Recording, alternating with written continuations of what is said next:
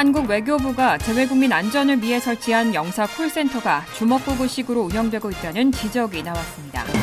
한국 대전에서 발생한 전세 사기 사건의 주범이 애틀랜타로 도피한 후 호화로운 생활을 하고 있다는 소식이 전해졌습니다. 바이든 대통령이 인공지능 기술의 남용을 방지하고 안전을 강화하기 위한 규제 전력 마련을 추진하고 있습니다. 학자금 대출 서비스 제공업체의 잘못으로 80만 명 이상의 대출자들이 연체 위기에 처한 것으로 나타났습니다. 약국에서 쉽게 살 수 있는 일반 안약 26종을 대상으로 FDA가 회수 조치를 내렸습니다. 이상은 이 시각 주요 뉴스입니다. 시청자 여러분 안녕하십니까? KBN 뉴스입니다. 한국 외교부가 재외국민 안전을 위해 설치한 영사 콜센터가 주먹구구식으로 운영되고 있다는 지적이 제기됐습니다. 구체적 대응 매뉴얼이나 체계적인 시스템이 없어서 실제로는 유명무실이라는 비판이 나옵니다. 보도에 오동현 기자입니다. 한국 외교부가 설치한 영사 콜센터가 재외국민들의 안전을 책임지지 못하고 있다는 비판의 목소리가 커지고 있습니다. 한국 국회 김상희 의원에 따르면 외교부가 운영하는 영사 콜센터는 구체적인 대응 매뉴얼이나 체계적인 시스템도 없이 운영되고 있습니다. 또 상담원에 대한 정확한 매뉴얼이나 전문 교육도 전무하고 재외국민이 해외에서 사건 및 사고 등의 어려움을 겪어도 제때 필요한 도움을 주지 못하고 있다는 지적입니다. 올해 들어 9월 말까지 영사 콜센터에 접수된 신고는 16만 2,846건에 달해 이미 2021년 한 해 전체 접수 건수를 넘었습니다. 이 가운데 사건 및 사고 관련 건수는 2만 1,628건으로 전체 접수 건수의 13%에 해당합니다. 도난 및 분실이 3,537건으로 가장 많고 분쟁이 3,043건, 연락 두절이 2,028건, 상해 2,910건 등입니다. 이 중 가장 대표적인 사례로는 지난 6월 일본에서 발생한 윤세준 씨의 실종 사건에 있습니다. 윤 씨의 누나는 지난 6월 14일 영사 콜센터에 실종 신고를 3차례나 요청했음에도 불구하고 상담원은 카카오톡을 해봐라, 로밍 때문에 전화가 안 될 수 있다며 한국 내 경찰에 신고할 것을 유도했습니다. 재외 공간에 도움을 요청해달라는 부탁에도 상담원은 실종자의 현지 연락처를 알려주지 못하면 도움을 줄 수 없다며 신고 접수조차 거부했습니다. 결국 신고자는 3일 동안 3개 기관에 5차례나 연락하는 등 촌각을 다투는 상황에서 불필요한 절차로 인해 골든타임을 놓쳤습니다. 한편 영사 콜센터는 개설 이후 20년이 지나도록 외교부 직제에조차 포함되지 못했습니다. 현재 고작 3명의 공무원이 82명의 공무직 상담원을 정확한 매뉴얼도 없이 전문 교육도 전무한 상태로 관리하고 있는 실정입니다. 이와 관련해 김 의원은 외교부가 체계적인 매뉴얼을 바탕으로 재외국민 사건 사고에 적극적으로 대응할 수 있도록 개선 방안을 마련해야 한다고 강조했습니다. KBN 뉴스 오동윤입니다. 한국 대전에서 발생한 전세 사기 사건이 국민적 공분을 사고 있는데요. 이 사건의 주범으로 지목된 임대인 A씨가 애틀랜타로 도피한 후 호화로운 생활을 하고 있다는 소식이 전해져 논란이 되고 있습니다. 대전에서 11채의 다가구 주택 빌라를 소유한 48세 임대인 A씨와 그의 가족은 지난 5월 미국으로 출국한 이후 현재까지 6개월 동안 도피 생활을 이어가고 있습니다. 전세 사기 피해자들은 현지 한인사회를 통해 A씨 가족이 애틀랜타에서 호화로운 생활을 이어가고 있다는 소식을 접하고 큰 충격과 분노를 표출하고 있습니다. A씨는 선순위 보증금을 속이는 방식으로 전세 계약을 체결한 뒤 계약 만료 시점에 세입자들과의 연락을 끊고 잠적하는 방법으로 전세 보증금을 가로채는 사기 행각을 벌였습니다. 현재까지 피해자는 75명에 이르고 피해 금액은 50억 원이 넘는 것으로 추산됩니다. 그런데 피해자들의 주장에 따르면 A씨 일가족은 애틀랜타 근교 고급 주택에 살면서 아들을 현지 고급 사립학교에 보내고 또 선수 출신 펜싱 강사로부터 펜싱을 배우고 있는 것으로 전해졌습니다.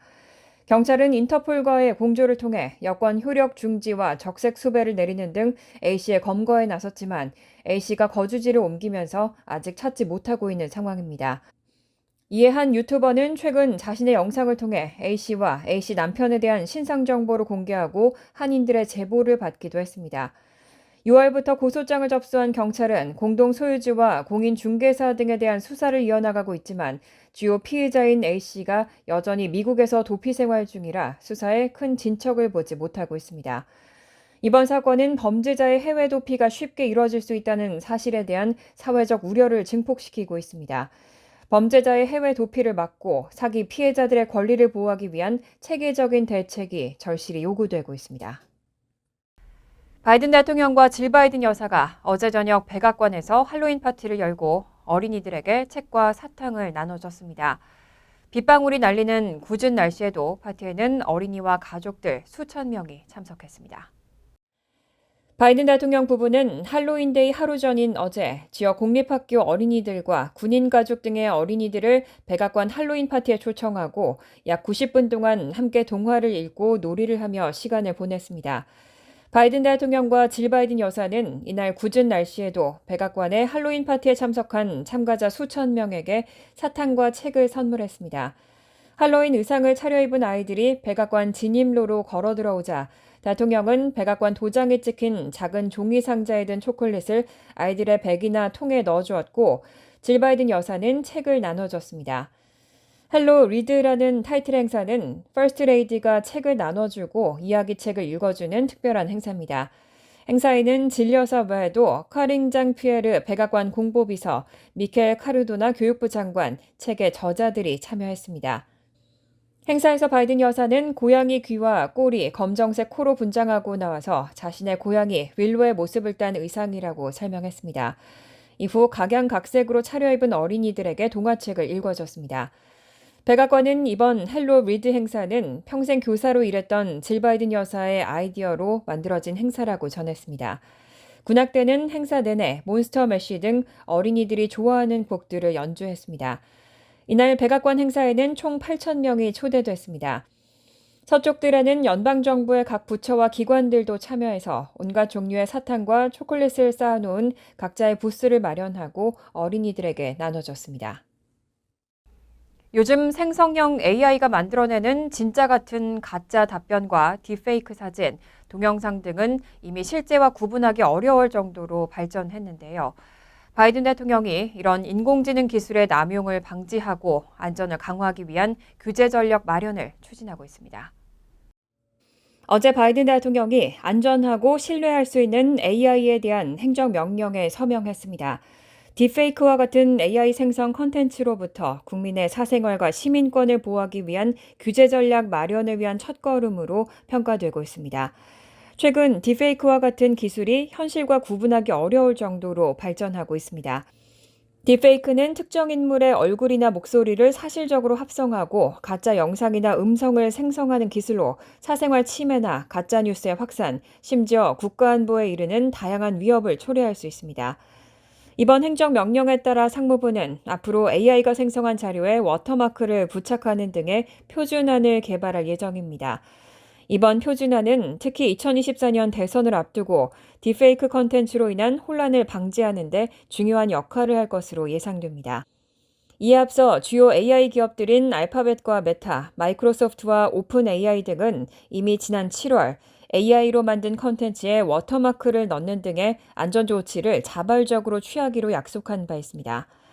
이번 조치는 AI의 잠재적인 피해로부터 국민을 보호하는 한편 AI 기술의 발전을 과도하게 제한하지 않는 균형 잡힌 접근이라는 평가를 받고 있습니다. 현대 기술의 긍정적인 잠재력을 활용하면서 동시에 그 위험성을 최소화하는 데 초점을 맞췄다는 분석입니다. 모기지 이자가 8%에 육박하고 있습니다.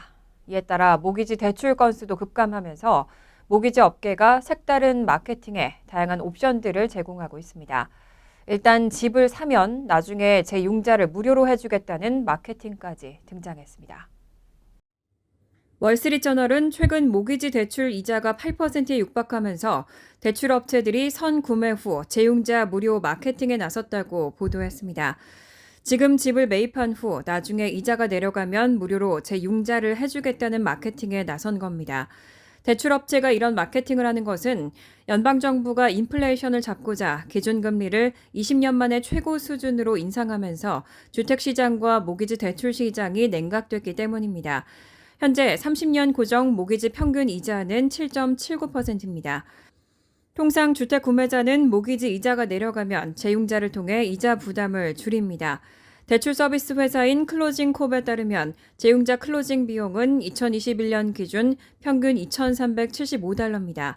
대출업계는 향후 재융자 관련 비용 중 일부 크레딧을 제공하거나 융자 클로징 비용을 대출금에 합산하고 론 수수료 면제 등을 통해 재융자 때 추가로 돈을 내지 않는 다양한 옵션을 제공하고 있습니다.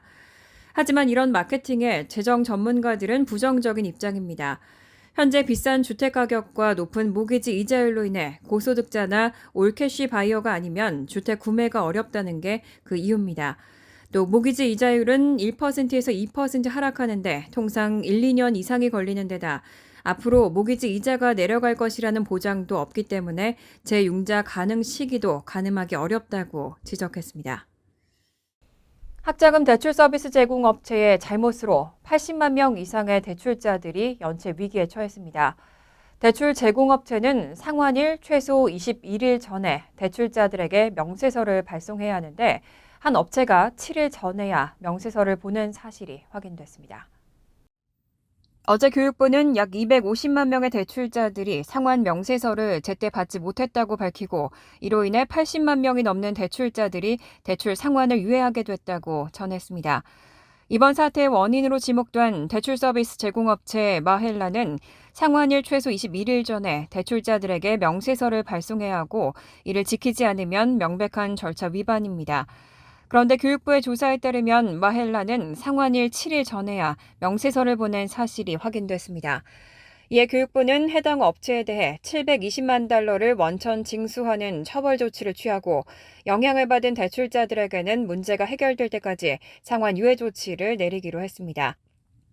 마헬라는 전국 최대 규모의 학자금 대출 서비스 업체 중 하나로 연방 학자금 대출자들에게 지불 계획 옵션을 조언하고 소득 및 가족 규모 등을 고려해 월 예상 상환액의 추정치를 산출하는 주요 업체 중 하나입니다. 하지만 연방 대법원의 학자금 대출 탕감 위헌 판결 이후 바이든 행정부의 새로운 소득 기반 상환 프로그램인 세이브 플랜으로의 전환 과정에서 상환액 책정 오류 등이 발생한 것으로 드러났습니다. 또 가족 규모, 소득 등에 따라 월 상환액을 책정하는 세이브 플랜으로의 전환을 통해 월 상환액이 삭감돼야 하는 대출자들도 잘못된 상환액을 받은 것으로 드러났습니다. 대출자들은 이 문제를 해결하기 위해 업체와의 연락을 시도했지만 대기 시간이 길고 긴 대기 시간 이후에도 업체에서 전화를 끊는 등의 문제를 겪었다고 전했습니다. 약국에서 쉽게 살 수 있는 일반 안약 26종을 대상으로 FDA가 회수 조치를 내렸습니다. 해당 제품을 사용하면 세균 감염으로 인해 안구 질환에 걸리거나 심각하면 시력 상실에 실명할 위험성까지 경고됐습니다. FDA가 일부 안약 생산 시설에서 유해한 세균과 불량한 위생 상태를 적발했다며 일반 안약 26종에 대해 제품 회수 조치를 내렸습니다. 하지만 여전히 매장과 온라인에서 구할 수 있기 때문에 소비자의 각별한 주의가 요구된다고 당부했습니다. 리콜 대상 제품들은 전국 대형 약국 체인 CVS와 라이트에이드는 물론 대형 소매 체인 타겟 등에서 판매돼 왔습니다. 또 카디널 헬스와 벨로시티 파르마도 리콜 대상 제품을 유통한 것으로 나타났습니다. 리콜된 제품을 사용할 경우 세균 감염으로 인한 안구 질환에 걸릴 수 있고 시력 상실은 물론 실명까지 초래할 수 있습니다. FDA는 해당 안약을 당장 폐기하고 만약 안과 질환 등 안약 사용에 의한 부작용이 있다면 FDA 신고해달라고 요청했습니다. 연방질병통제예방센터에 따르면 올해 3월 16개 주의 해당 안약 사용자 가운데 68명이 박테리아의 변종인 카바페넴 내성 녹농균에 감염된 것으로 보고됐습니다. 이 가운데 3명은 사망했고 8명이 시력을 잃었습니다. 지난 23일 콜로라도주의 한 호텔 주방에서 곰이 경비원을 공격하는 사건이 발생했습니다. 경비원과 마주친 곰은 바로 두 발로 서서 경비원을 바닥에 밀치고 달아났습니다. 지난 23일 밤 콜로라도주 아스펜 지역의 한 리조트에 곰이 나타나 경비원을 공격하는 사건이 일어났습니다. 이날 호텔 경비원은 호텔 내에서 곰을 목격했다는 신고를 듣고 순찰에 나섰습니다. 주방에 곰이 있다는 소식을 전해들은 경비원은 홀로 주방으로 향했습니다. 사건 당시 주방에 있던 보안 카메라 영상을 보면 경비원은 주방에서 곰을 맞닥뜨렸습니다. 남성이 무전기를 들고 조심스러운 걸음으로 호텔 주방을 살피던 도중 모퉁이를 돌자 곰이 등장한 겁니다. 곰은 남성과 마주치자마자 두 발로 서서 경비원을 밀어냈습니다. 건장한 남성은 주방 바닥에 그대로 내동댕이 쳐졌고 이후 일어나 도망갔습니다. 해당 경비원은 사건 이후 병원에 입원했지만 다음날 아침 퇴원한 것으로 알려졌습니다. 상황을 파악한 콜로라도주 야생동물관리당국은 사건 당일 밤 곰 포획에 나섰지만 실패했습니다. 다만 수색하는 도중 시내에서 다른 곰 8마리가 발견되기도 했습니다. 관리당국은 사건 발생 이틀 만인 25일 아침 인근 공원의 나무에서 해당 사건의 곰을 발견했고 결국 안락사를 결정했습니다. 간추린 소식입니다. 시민참여센터가 2023 뉴욕 뉴저지 본선거 안내 책자를 발간했습니다. 뉴욕과 뉴저지 한인단체 및 기관, 업소 등에 배포 중인 이 안내 책자에는 11월 7일 실시되는 뉴욕과 뉴저지 본선거 출마 후보들의 양력과 주요 공약, 각 선거구 안내 및 선거구별 인구 분포 등 선거 정보가 한국어와 영어, 이중 언어로 정리되어 있습니다. 시민참여센터의 본선거 안내책자는 시민참여센터 홈페이지 kace.org에서 다운로드 받을 수 있습니다. 할로윈을 앞둔 주말인 지난 27일에서 29일 사흘간 최소 4명 이상의 사상자를 낸 총격 사건이 13개 도시에서 잇따라 발생했습니다. 비영리단체 총기폭력 아카이브에 따르면 지난 27일에서 29일 플로리다주 템파, 인디애나주 인디애나폴리스, 일리노이주 시카고, 텍사스주 텍사카나 등 13곳에서 발생한 총격 사건으로 적어도 12명이 숨지고 79명이 부상당했습니다. 한국 외교부는 오늘 오후 현재까지 접수되거나 파악된 한국인 피해는 없다고 밝혔습니다. 전미 자동차 노조는 어제 제너럴 모터스와 신규 노동계약 협상에 잠정 타결했다고 밝혔습니다. 합의한 세부 내용은 아직 공개되지 않았지만 앞서 협상을 잠정 타결한 포드 및 스텔란티스와 비슷한 수준에서 잠정 합의가 이뤄진 것으로 전해졌습니다. 앞서 스텔란티스 등은 일반 임금 25% 인상과 함께 향후 물가 급등 시 이를 반영한 생활비 임금 보정 등을 골자로 한 협상안에 잠정 합의한 바 있습니다. 이번 잠정 타결로 포드와 스텔란티스에 이어 GM 파업 참가 노조원들도 일터로 돌아갈 것으로 예상됩니다. 이에 따라 지난달 15일 시작된 전미 자동차 노조 주도의 미 자동차 3사 동시 파업은 종료 수순을 밟게 됐습니다. 샌드라 황 뉴욕시의원은 지난 19일 공공장소 금연구역을 공원 인접 도로까지 확대하는 내용을 골자로 한 조례안을 상정했습니다.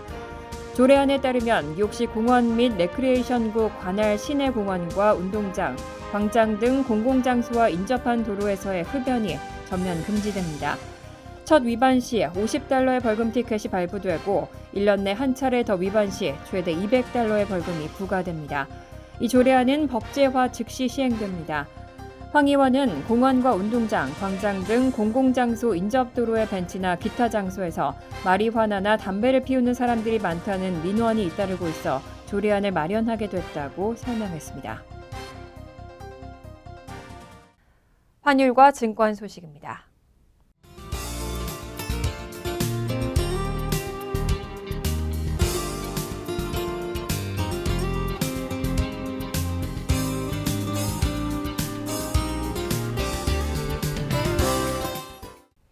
이어서 날씨입니다.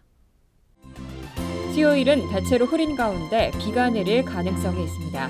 낮 최고 기온은 46도, 섭씨 8도, 밤 최저 기온은 35도, 섭씨 2도로 예상됩니다. 목요일은 화창하겠습니다. 금요일도 화창하겠습니다. 이상으로 KBN 뉴스를 마칩니다. KBN과 함께 즐거운 저녁 되시기 바랍니다.